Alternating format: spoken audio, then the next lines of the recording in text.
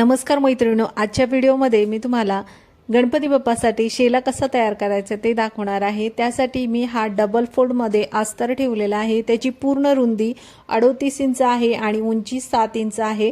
Double fold करून ठेवलेला आहे। फोल्डिंग बाजू आहे त्याचा ना आपल्याला मध्य काढून घ्यायचा आहे। मध्य काढल्यानंतर दोन्ही बाजूला 2-2 इंचाची मार्किंग करून घ्यायची। आता मार्किंग करून झाली त्यानंतर खाली आणि वरचा जो आपण मार्किंग केलेला आहे तिथे आपल्याला अशा पद्धतीने स्केलच्या साहाय्याने क्रॉसमध्ये लाईन ओढून घ्यायचे। तर आपली मार्किंग करून झालेली आहे। आता आपण कट करून घेऊ। अस्तरची कटिंग केल्यानंतर मी आता साडीचा वापर करणार आहे। त्याचा शेला मी तयार करते। साडीपासून खुल्या बाजूने आपल्याला वरून खाली आपल्याला 3 इंचाची मार्किंग करून घ्यायचे। दोन्ही बाजूनी मी 3-3 इंचाची मार्किंग करून घेतली।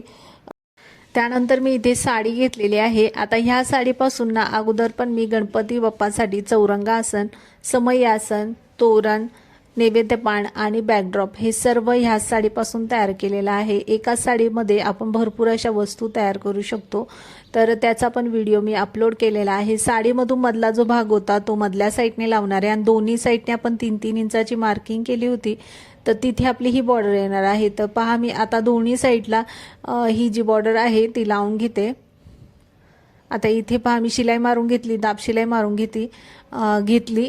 त्यानंतर आता दोन्ही साईडला आपल्याला हे लावायचं आहे ना, तर बरोबर मापानुसार मी आता इथे पण ही बॉर्डर लावून घेते।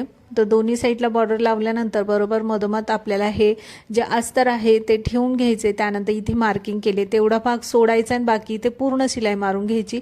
शिलाई मारल्यानंतर पलटी करून घ्यायचं आणि ठेवताना पण आपल्याला सरळ भाग खालच्या साईडने ठेवायचा, नंतर शिलाई मारून घ्यायची। शिलाई मारल्यानंतर पलटी करून घ्यायचं आणि जिथे आपण शिलाई मारली नव्हती तो कपडा आतल्या साईडने फोल्ड करून घ्यायचा, त्यावर शिलाई मारून घ्यायची आणि दाब शिलाई मारून घ्यायची।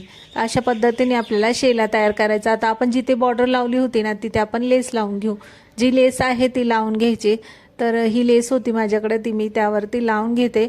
तर आता पहा इथे ही लेस लावली, त्याच्या वरच्या साईडने पण आता सिंपल अशी लेस लावून घेते। तर तुमच्याकडे जे कोणती लेस असेल ना ती लावून घेऊ शकता।